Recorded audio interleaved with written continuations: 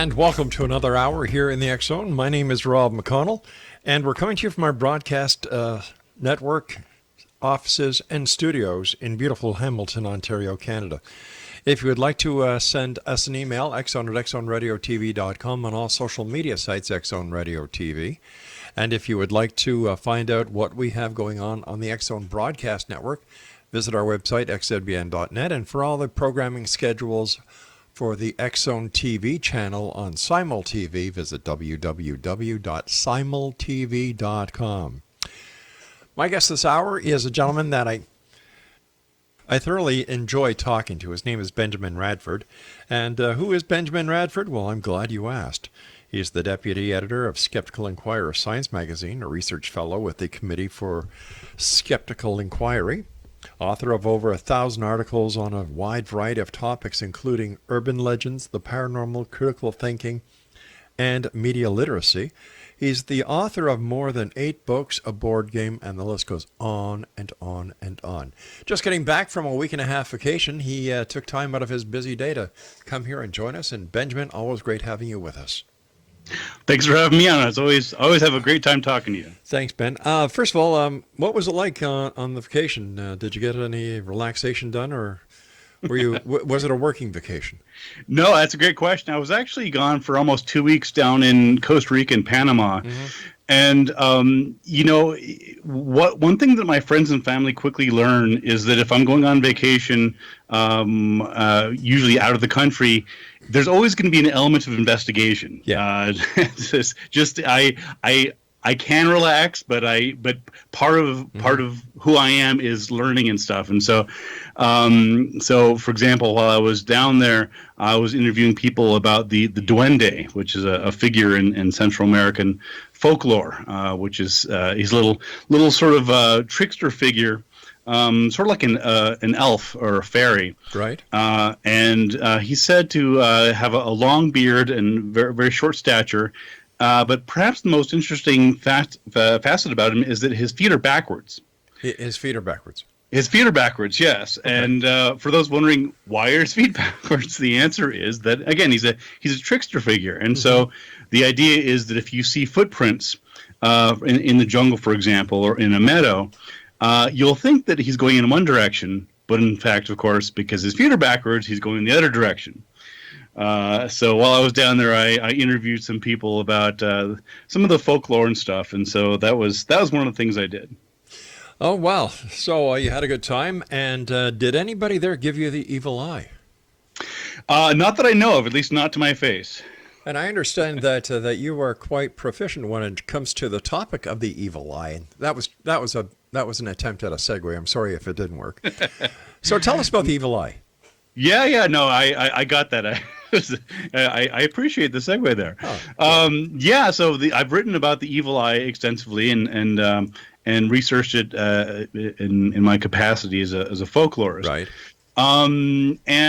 It's fascinating. It's one of those things that you would think might be sort of relegated to the Middle Ages, very antiquated. But in fact, in the modern world, many people still very much believe in the idea of curses that are conveyed through the eyes. Huh. And it's fascinating. I love those sorts of seemingly anachronistic beliefs. For example, another one would be genies or jinn, right? Which are of course mentioned in the Quran. Mm-hmm. And I've researched jinn reports, and even to this day, many people throughout the world, particularly in the Middle East and many Muslims, of course, believe very much in the literal existence of jinn, very much the same way that many Christians believe in the literal existence of angels, and they in some ways they have sort of parallels in their lives. So I'm just always fascinated by these quasi mythological folkloric figures, which are very much playing a role in people's lives to this very day, and the evil eye is a perfect example. The evil eye is usually associated with old ladies or gypsies or witches. Yes, exactly. Where did this tag come from, Ben? Well, it's interesting. It's difficult to pin back an exact, as with many of these things, Right. we can't, pin back to, 1482. Some person said that, but what we do know is that about one third of cultures around the world have some evil eye beliefs. And it's particularly prevalent these days, as you mentioned, sort of the sort of stereotypical Yeah. old lady casting an evil eye is very, very true in many places, particularly in Greece, and in the Mediterranean cultures, in Lebanon, etc. So it's interesting. I mean, the idea of an evil eye dates back certainly millennia. It's mentioned in the Bible. There's a reference to I think it's Proverbs 23:6. It says, "Eat thou not the bread of him that hath an evil eye." So even going back to the Bible, we see references to it, and also in the Quran, and Shakespeare and elsewhere. And so this notion of casting malefic magic through the eyes is widespread and, as I mentioned, very enduring. Yeah, I get the evil eye from my wife sometimes, and I remember as a kid getting the evil eye many times from my mother. Absolutely. Well, you see this, and again, that's another perfect example where we have these phrases like "evil eye," Yeah. and we cut somebody off in traffic, hopefully accidentally, because I've driven around Hamilton, and so I'll just apologize to the Canadian drivers there for some of my driving. Wait a minute, Ben. If you're coming into Hamilton, it's we who apologize to you. This is true as well. I used to, as you may know, I used to live in Buffalo for a decade, and not to cast any aspersions on Buffalo, but one of my favorite things about living in Buffalo was going to Toronto and Niagara-on-the-Lake and Hamilton. Oh, yeah. That was one of my favorite parts was going to Canada, but no, it's a case of where again we have these notions of menacing glances and the cold we describe cold stares, for example, and so Sure. in English there's so many idioms and allusions to bad things going on with the eyes and menacing glances and things like that, and part of that, of course, is that the eye is considered to be the gateway to the soul. People talk about, how much expression that we can see in the eyes. And so if you think, for example, of actors, when you see really good acting, they're using their entire body, but they're often using their facial expressions, just minute nuances in expressions and squinting and just the eyes convey so much information about a person's inner world. So it's not surprising that people would come to associate with that with great power. The next time you come to Hamilton, there has been one change, Ben, that I should tell you about. Instead of getting the evil eye, you now get the upright finger. I've also been to New York, so I'm familiar with that one as well. Oh, they do it there too, huh? They do. It's not just you all. Explanation. Benjamin Radford is our special guest this hour. His website is www.benjaminradford.com. A lot of people today are actually calling up psychics and other members of the so-called divination culture that has popped up with the advent of more and more marketing on the internet, asking about spells, how to cast spells. And according to a survey we did, Ben, the number one spell is to fall in love. Second spell is make more money. Third spell, get rid of your spouse. Absolutely. And that's, basically the context of the evil eye. It's essentially a very specific type of magical curse. Mm-hmm. And so it's not surprising that when you look at the reasons why people go to psychics and here in North America it's often psychics, but elsewhere, of course, for example in Central America it could be curanderas. In Mexico, or maybe in Africa, it's witch doctors or shamans. Right. So again, pick your synonym. Uh-huh. But it really is a very much cross-cultural idea, and so people go to these people who they believe have a particular communion with the afterlife or the elevated world, and often they're petitioning for either usually it's, as you mentioned, it's things that they want for themselves, right? So they want money, they want a beautiful spouse, they want to get a promotion in their job, or conversely, it's they want to do somebody in, right? They've made an enemy at work, or At through play, wherever. Ben, please stand by. You and I have to take our first break. Exonation. Sure. Benjamin Radford is our special guest. www.benjaminradford.com, and we'll both be back on the other side of this break as we continue here in the X Zone from our broadcast center and studios in Hamilton, Ontario, Canada. My name is Rob McConnell. Don't go away.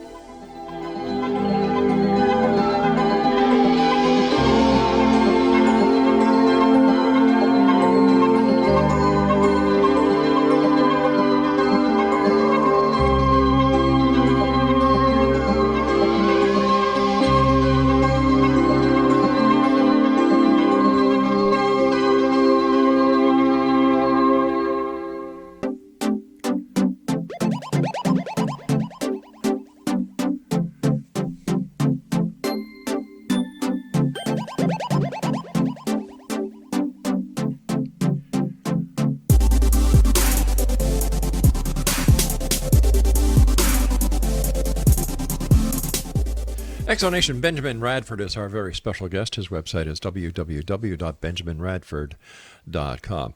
You know, Ben, over the last 2 weeks, I have had strange guests. Like, I'm telling you, it's either I'm getting stranger or the guest is getting stranger. or both. Thank you for that. Two of the guests were psychics, and they were really ticked off at people who did not believe in their abilities. Like, I've never seen so much aggression with members of the paranormal as there is right now. They don't like being called to answer to any of their claims, number one. Number two, anybody who does not believe in their ability or the ability of psychics is basically out to lunch. And then I had a paranormal investigator, self-proclaimed I might add, who came on the show and was telling us that he bought a haunted house in Indiana, I believe it was. And according to the past owner, there is a dead body buried beneath the house. And in fact, the owner brought one of the bones of the deceased to the local doctor. The local doctor identified it as a human bone, and they put the bone back. Now, here's the weird part. This ghost hunter is a former federal law enforcement officer. Now, I'm an ex-cop as well, and I said, well, wait a minute, hold on here. I said, what happened with the body? He said, oh, it's still there. I said, wait a sec. Hold up, what? Yeah, the body is still under the house. I said, how can you, as a former federal law enforcement officer, be told there is a body in the ground of the house you just bought, and you're doing nothing about it? Well, he says, well, the local cops are a bunch of yokels. I said, well, what does that have to do with anything? You know, right. It could be a murder. It could be, there could be some family that's desperate for answers, exactly. And you just don't care. Exactly. And this is the attitude that we're seeing a lot of when we start questioning people. And it's like they come on the show and they expect me to just say, ooh, really? Wow, I don't believe it. How come you're so great? They don't know me very well. Well, no, it's interesting you bring that up. I mean, part of the reason, and I've had very similar experiences, is that because I've investigated various psychics, primarily psychic detectives. That's as you may know, that's one of my specialties, and I've done probably a dozen or so investigations into different claims of psychic detectives. And what you find is that they, and just sort of this also applies to psychics generally, is that part of the reason they are so defensive about it is that they feel that if you're questioning their claims, that you're attacking them personally. And I don't see that at all. If you're a psychic and you make a claim, right, and I look into it, I'm not attacking you personally. I'm not saying you're a bad person. I'm trying to find out if what you said is true. The same way, if you tell me that you just hiked the Appalachian Trail in 2 days and you have this all experiences, or whatever the claim is, whether it's a person claiming that they can fix my car, whatever else. If I investigate, it's not a personal attack on you. I'm just trying to find out if what is true. That's right. But to them, it's like, well, because their personal identity is so wrapped up in being psychic and having these experiences, that they see this as a personal. And to me, it's not a personal attack at all. It's an objective question. Either psychics can find missing persons, or they can't. This is not a personal issue for me. Another psychic I had on within this past 2-week period was supposed to be on 4 weeks ago, but they were in a car accident, and she was rescheduled, and she came on over the last 2-week period, and I'm curious. I said, well, if you're a psychic, how come you didn't know you were going to get into that accident? She hung up on me. Oh, come on! I'm That's serious. A legitimate question. I am First of all, serious. it's kind of funny, but You know. Well, no. The answer, here's the answer, and you and I both know the answer. They say, well, it doesn't work that way. Yeah. And my response is always, it doesn't work at all. That's the problem. The problem is not that the psychic powers you have don't work in a very specific way. Right. The problem is they don't work at all. Therein lies the rub. You know, people ask me why I keep doing this show. We're going into our 29th year. I've had over 4,500 different guests. That means that a guest has come on, and then we've had them back on. So we don't include that in that number. And I had Len Kasten on, who is the proponent of the Planet Serpo event, where I vaguely recall something about the that. American astronauts went to this planet and they came back, blah, blah, blah, blah, blah, blah. And I was asking him very serious questions. And he says, Rob, why do you do the radio show if you're such a psychic, if you're a skeptic? I said, Len, it's because I want to believe. And I'm waiting for the day when one of you who make these claims will be able to give me some evidence, and that you will be able to prove what you're saying is true. And that's all I try to do, and that's what anyone who wants to be a true journalist does. You take, all the evidence you can find, and you ask the proper people, and Absolutely. let the listener make up their own mind. Absolutely. Well, part of the reason that they're so shocked, and I've had that experience myself, where where I've interviewed people, and oftentimes I know just as much about the topic or more than they do. Right. And the problem is that they are so used to being interviewed by people who are clueless. They have no background knowledge about it. They were pulled off some entertainment or sports story yesterday, and then suddenly they're interviewing them.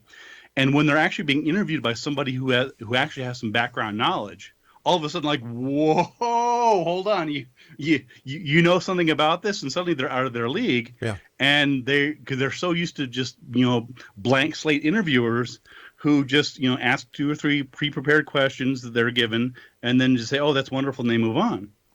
What we've done on certain cases, when I go over the show prep that a guest will send us, like their bio and this and that and the other thing, I'll get my research department to do a background check on them. So they come on the show, and I'll give you the perfect example. I had a lady on a couple of weeks ago. She calls herself the Motor City Medium. And we were talking, and I said, well, when it comes to dealing with people, how do you do it? What is your training? Do you have any degrees? And she said, I've got a degree in psychology. I said, from where?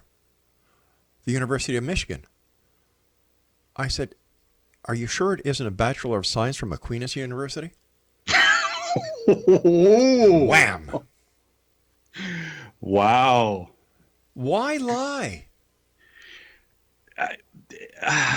Because they expect that they're so rarely challenged, and not in a mean way. I mean, No. if someone tells you they have a college degree and you look into it, that's not you being mean. That's not you trying to get them. That is you doing what you should do, which is question their claims. That's right. Vetting the guest. Yeah, absolutely. You know? And just again, people just skate through life, particularly a lot of these people who make careers out of this, and they just bet, and often they're right, that no one's going to pick up a phone or do a little investigation, a little research, and they're just shocked that somebody might actually try and verify what they say. But Benjamin, it's not only they who get shocked. We get shocked sometimes when we'll get a tidbit of information from a listener on a guest we had. And this guest in the past has had no reason to raise any flags with us. And then we do a background check, we find out they're a pedophile. Wow. You know, like it's holy crap. And yet, all these years, you know, I understand when a person does their time, that's one thing. But still, to find out that they were not using their real name, the information that they had built up over the years in a bio wasn't correct, and they have been misleading hundreds of thousands of people. Wow.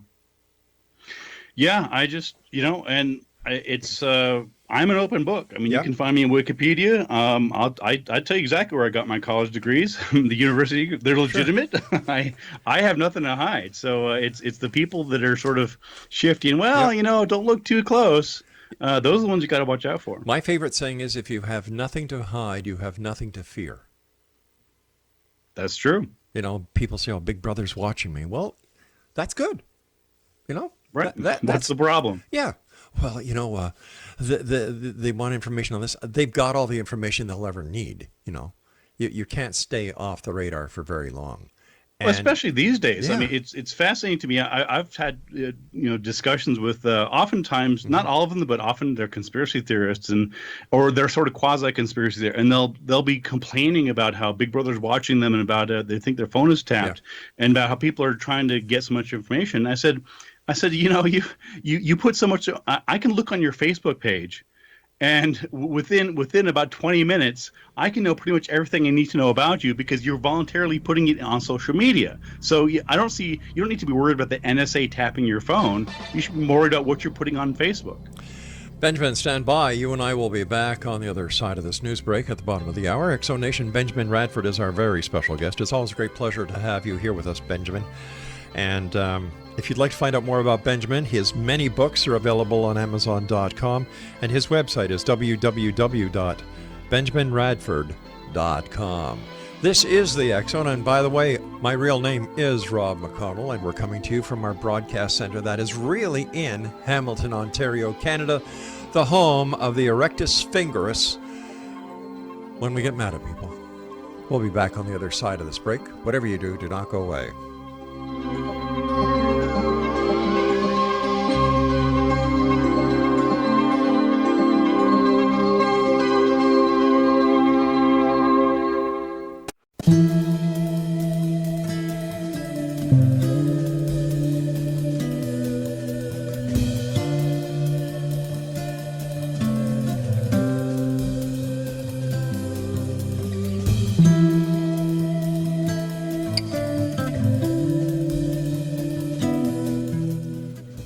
Welcome back, everyone. Just thinking about the last couple of weeks, and those of you who tune in every night, I love your emails. It's nice to know that there are so many people out there who actually can understand sometimes my sense of humor, or lack thereof, I should say. But Benjamin Radford's our special guest this hour. He is a welcomed friend and an old friend of the X-Zone. Some of the books that you have available to you from Benjamin on Amazon.com include Bad Clowns, Scientific Paranormal Investigation, How to Solve Unexplained Mysteries, Investigating Ghosts, The Scientific Search for Spirits, Lake Monsters, Investigating the World's Most Elusive Creatures, Mysterious New Mexico, Miracles, Magic, and Monsters in the Land of Enchantment, Tracking the Chupacabras, the Vampire Beast in Fact, Fiction, and Folklore. Media Myth Makers, How Journalists, Activists, and Advertisers Mislead Us, Oh, come on. You can't be serious. I'm working on a follow-up to that book, actually. Listen, I watch CNN, and I know everything they say is true. Not. Nah. Oh, so, during the break, we talked about Niagara on the Lake before, and during the break, we were exchanging notes, I guess we can say, and Kyle Upton, who is the tour guide of the ghost tours at Fort George, a super guy, and but one of my bones of contention and why I kind of chuckle every time I hear somebody saying, "Oh, they've gone to Fort George and it's, wow, what a tour of the old fort and everything, and da da da da da, and blah blah blah blah blah blah." Is wait a sec, the fort isn't where it used to be. So nobody's been able to answer one simple question, Benjamin, and I hope you can because you're a man of the world and well-rounded. You've been to Niagara on the Lake.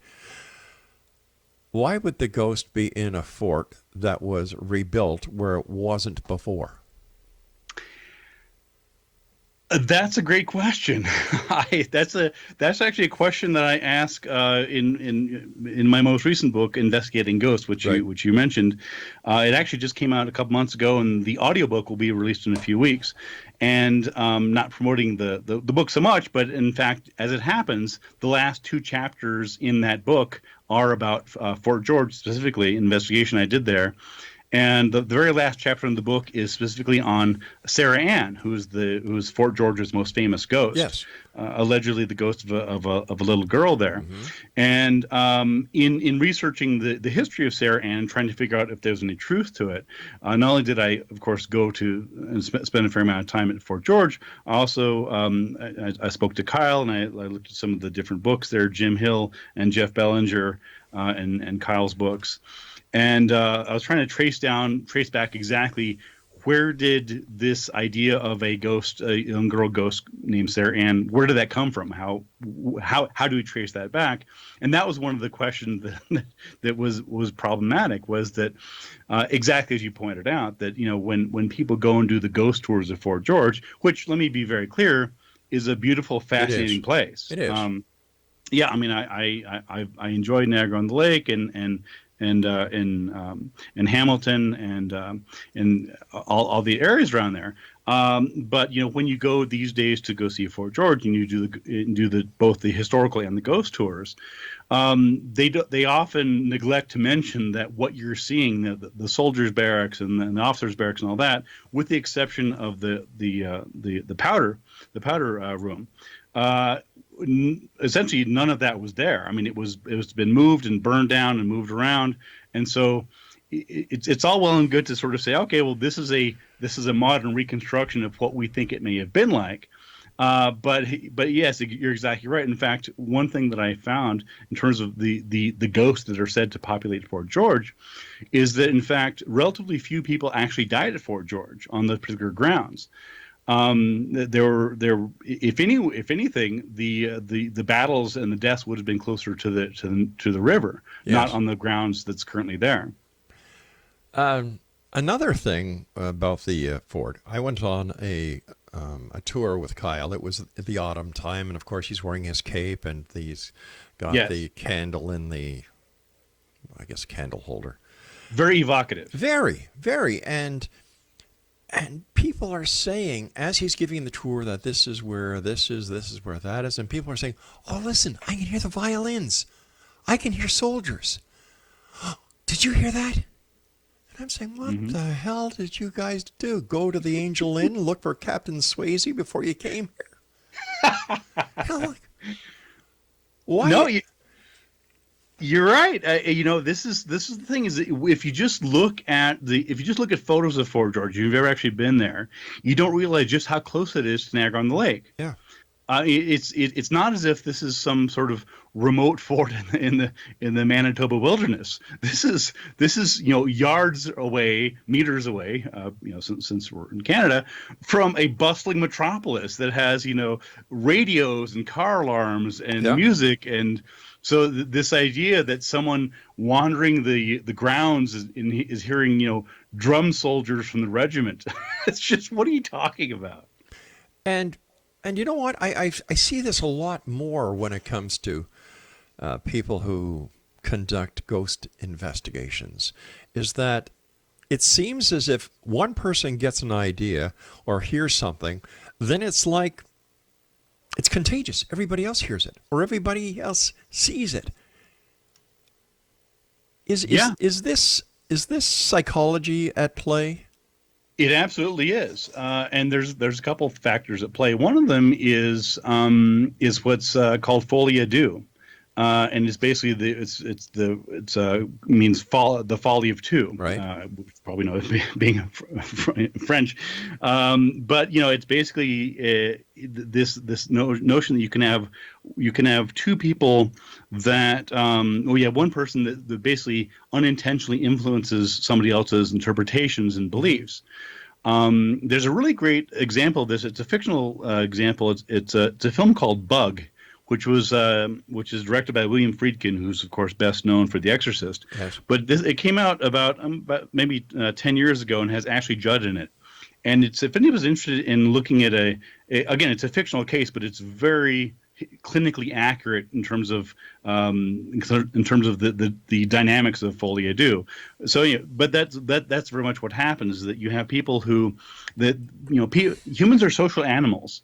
And so one person says, "Oh, I felt a shudder. Did you feel it too?" And someone say, "Yeah, I felt it too." Right. And so because we want to encourage each other's beliefs and opinions.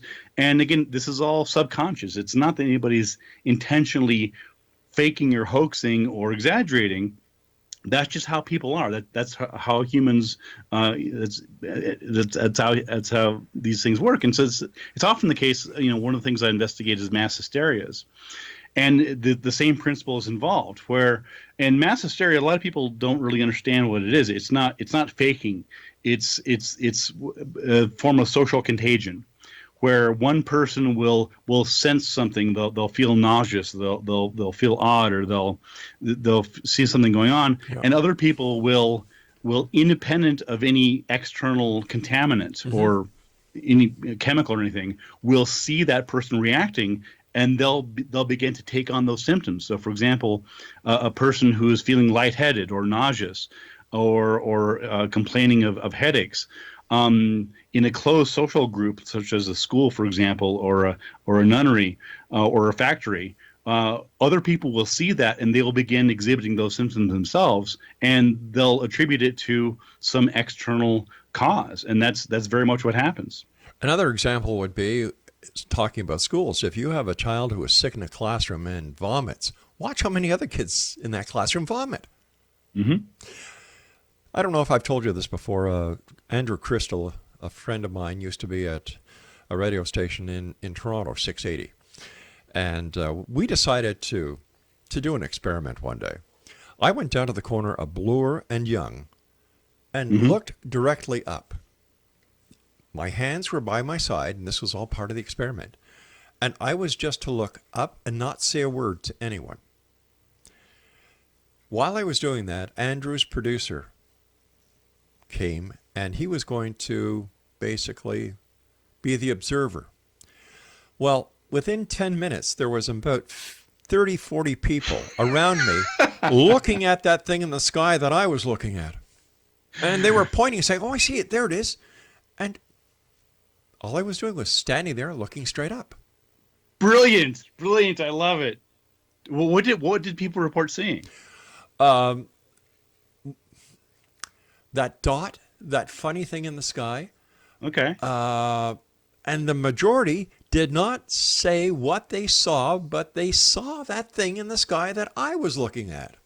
Interesting. That is a beautiful example. I love it. Yeah. And when you hear people talking about UFOs, extraterrestrials, that always comes back to my mind that did they actually see something? Or were they so predisposed to seeing something that their mind actually played a little movie for them that they took for real? And that's often what happens, especially in allegedly haunted places such as Fort George or elsewhere, is the people that are going there are psychologically primed because again, part of the reason they're going there often is because Yep. they're on a ghost tour, and so they're being told before they even show up to expect to see ghosts, and therefore anything weird is going to be interpreted as a ghost. All right, Benjamin Radford is my guest, and we'll be back as we wrap up this hour here in the X Zone from our broadcast center in Hamilton, Ontario, Canada. For all the information on Benjamin, visit his website, www.benjaminradford.com. We'll be back. Don't go away.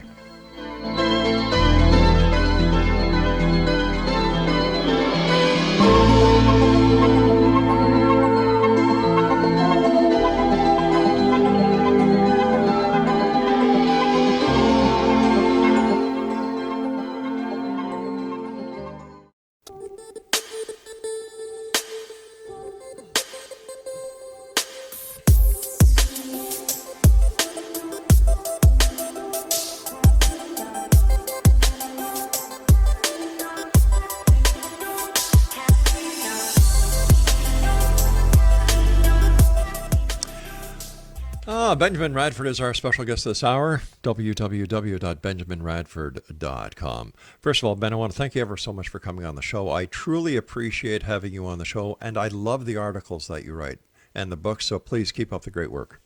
Thank you very much. I appreciate it. You know, writers are nothing without readers and people that actually, pay attention to it. So I very much appreciate what you do as well. Thanks, pal. And Exonation, you can go to Amazon.com and check out all the great books that Benjamin has there. We've been talking about, we started with the evil eye, and we've kind of gone a little bit here, a little bit there. And during the break, I was telling you about an incident where a lady brought her psychic goat to the radio station. Well, no, let me just say this raises so many questions. I have at least three that jumped in my mind, but I'll see if you answer them. Okay. First of all, goats stink. Second, they're not known as particularly clean animals. No, they're not. Second of all, they poop a lot. And third of all, I ended up with a stinky poop-filled studio. And there's another factor here, which is that goats can't talk. They don't speak English, as far as we know. And so how would you even?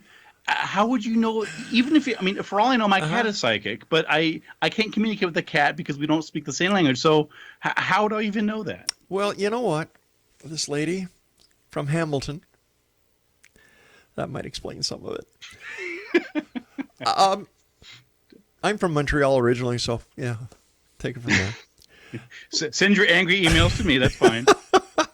And she brings the goat in, and we're sitting down, and the goat is doing what goats usually do, and that's poop a lot. And she takes out 2 bowls out of her purse, quite a large purse. One bowl was red, and one bowl was green. And she puts water in one, and goat kibble in the other. In my studio. Okay. And I'm looking. I'm sure this is going to have a fascinating psychic denouement here. Go ahead. It is. Like, it blew me away. So he came on air, and of course, a lot of people in the station are looking at me with a goat in the studio and waiting for psychic predictions to start. And she said, well, Rob, is there a question that you'd like to ask the goat? I said, the one who brought it here or the one who's on the floor pooping? Anyway, I asked a question. She said, no, Rob, it has to be a yes or no question. I said, why? Well, if it's yes, the goat will go to the green bowl. And if it's a no, the goat will go to the red bowl. Again, I'm seeing all sorts of problems here, but go ahead. So was I. Now, besides goats smelling and pooping all over the place, they're not very tidy when it comes to eating or drinking water. Mm-hmm. Anyway, I asked, I can't remember what the questions were, but the goat got them all wrong. and of course, my guess is to try and salvage this goat's reputation. Yeah. Maybe she just misunderstood. It was actually the green bolt that was no, and the red bolt was yes. Maybe that's the problem. Well, you're close. You're very close as to what the explanation was. She put the water in the wrong bowl and the kibble in the wrong bowl. There you go. Yeah, and then when we used to go on remotes and we used to do psychic fairs and the UFO conventions and what I used to do just to stay in radio back then. You'd be at a booth and guys would come over and say, "Hey, listen to your show. I really like it." And you'd look on their head, they've got tin foil. And what's the tin foil for? Oh, so the aliens can't penetrate my brain. Oh, well, you should have put it on a long time ago then, pal, because... That ship has already sailed, my friend. Oh, yeah, or the guy from someplace out west, I think it was Saskatchewan, who invented an anti-UFO deflection system. And I said, well, how does it work? He said, well, I went down to Canadian Tire and I got myself a battery charger, and a whole bunch of red lights, put them together, turned it on, haven't seen a UFO since. Can't argue with that.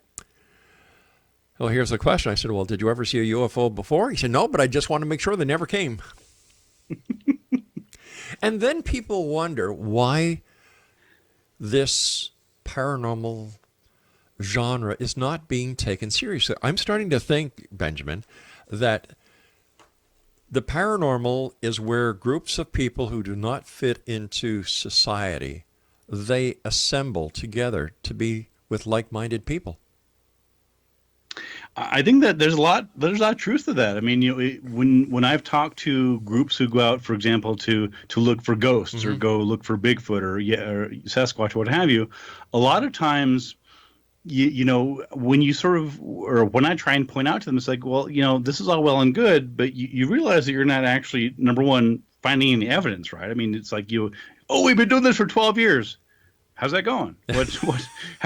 What Bigfoot bodies have you found? What hard evidence of ghosts have you found? Well, EVPs. Come on. Look at this blurry photo. Like, what you quickly find is that they will, when you pin them down, often they will sort of grudgingly admit that yes, they haven't really found any good evidence, but that you get the sense it's like, yeah, but it's fun. Exactly. It's fun. I mean, walking around at Fort George and we're scaring each other and it's cold and we're, eating Timbits and that's fine. And I say, look, if you want to go out, look for Bigfoot or UFOs or ghosts and knock yourself out. I don't care. That's what you do with your spare time is your own business. That's right. But and again, I totally respect that. I don't have a problem with that. But don't pretend that it's science. Don't mislead yourself and other people into thinking you're actually on the cutting edge of research.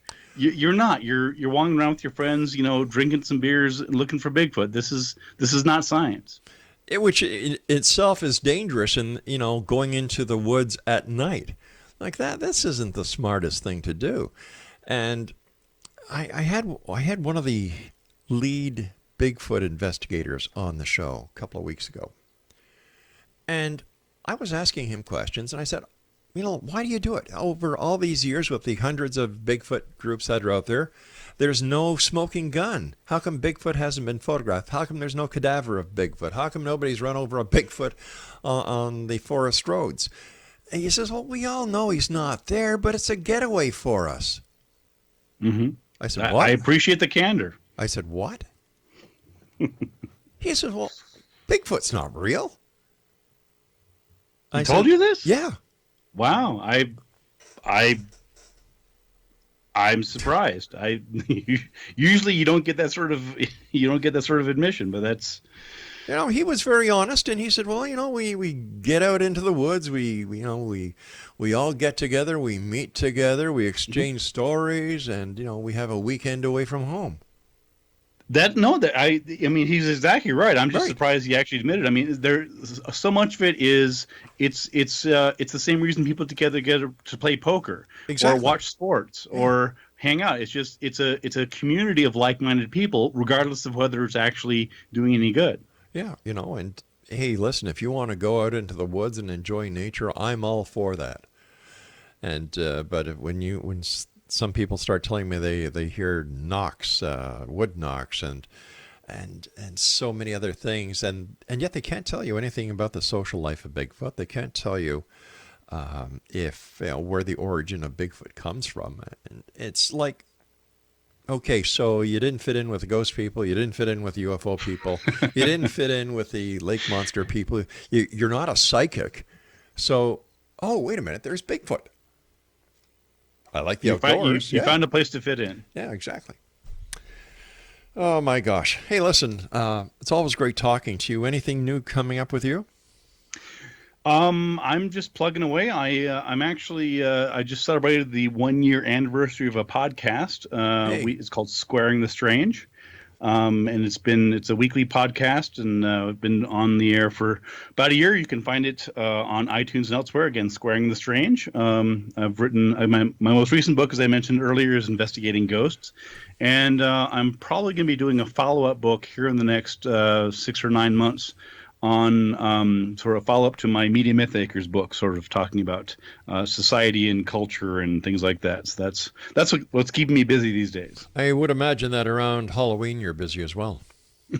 Yes, you're exactly right. Every Halloween, I'm often asked to comment on either the history of Halloween or Halloween scares, for example, about tainted candy and apples and right. all those urban legends, and trying to explain to people why Halloween is not in fact satanic and has nothing to do with Satan. So I have things I have to explain. Let me tell you. Yeah, I understand. I really do. Hey, listen, Benjamin, I want to thank you so much for joining us tonight. Always a great pleasure. Do me a favor, come back and see us. Don't be a stranger, and we'll have to get together the next time you come through Hamilton.